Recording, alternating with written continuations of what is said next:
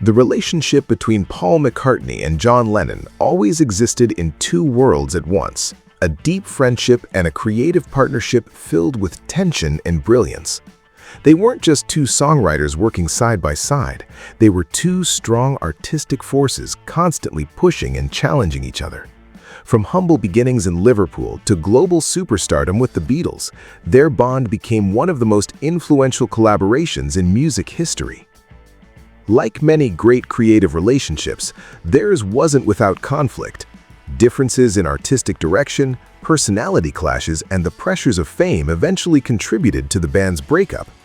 Yet, even after going their separate ways, one thing remained constant: a deep respect for each other's talent.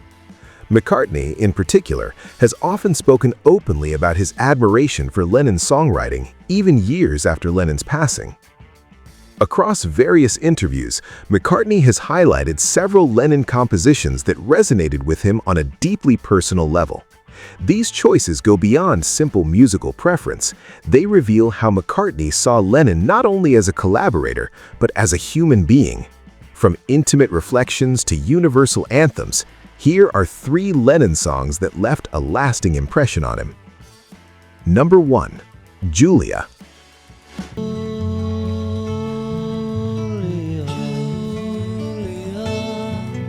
Among Lennon's many compositions, Julia stands as one of his most intimate and emotionally exposed works. Featured on the White Album, the song feels almost isolated within the record's wide-ranging sonic landscape because of its stark simplicity. Accompanied only by delicate finger-picked acoustic guitar, partly inspired by Donovan, Lennon delivers a deeply personal tribute to his mother, Julia, who died tragically when he was still young. That loss left a lasting emotional imprint, and Julia becomes a direct channel to that unresolved grief. For McCartney, the song carries an even deeper meaning. He had personally met Julia and spent time in her home with Lennon, witnessing firsthand the warmth and closeness they shared. That experience gave him a unique emotional perspective when listening to the track. When Lennon sings, "Half of what I say is meaningless, but I say it just to reach you, Julia," there is a rare and unmistakable vulnerability. McCartney has often expressed how much he values that kind of honesty. To him, Julia represents Lennon at his most unguarded, free from irony, ego, or studio complexity. Within the Beatles' catalog, often filled with innovation and layered production, Julia feels like a moment of stillness. It is simply Lennon, his guitar, and his emotions. And that simplicity is exactly what makes it so powerful in McCartney's eyes. Number 2. Beautiful Boy, Darling Boy. Beautiful, beautiful, beautiful boy. If Julia reflects loss, then Beautiful Boy, Darling Boy expresses love rediscovered. Released on Double Fantasy, the song represents a new chapter in Lennon's life, one shaped by fatherhood and reflection. By this point, Lennon had stepped away from the spotlight for several years. When he returned, he did so not as the rebellious icon of the 1960s, but as a devoted father to his son, Sean. Beautiful Boy captures that transformation with remarkable warmth and sincerity. McCartney chose this song during an appearance on Desert Island Discs, a decision that carried significant emotional weight. At the time, the world was still grieving Lennon's tragic death in 1980, and McCartney's choice felt like a quiet, heartfelt tribute. The lyrics are simple yet deeply resonant. Lines such as, "Life is what happens to you while you're busy making other plans," have since become widely quoted, reaching far beyond the world of music. For McCartney, the emotional strength of the song lies not only in its words, but in what it represents: Lennon's personal growth. There is a sense of peace in Beautiful Boy that contrasts with the intensity of Lennon's earlier work.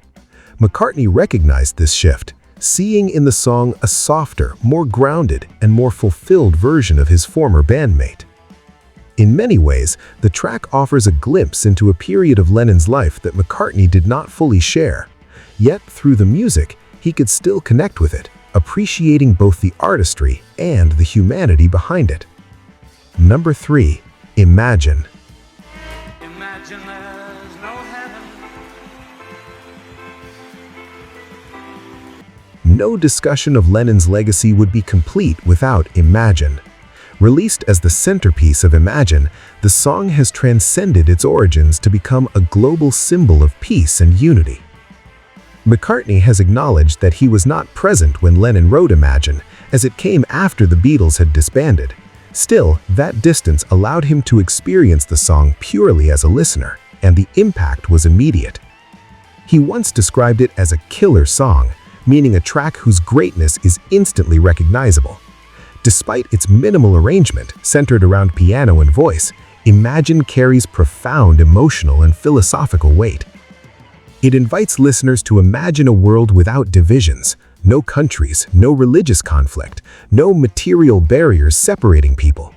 Its message is simple and powerful, which is why it continues to resonate across generations. For McCartney, one of the song's greatest strengths is its universality. It does not dictate, it invites reflection.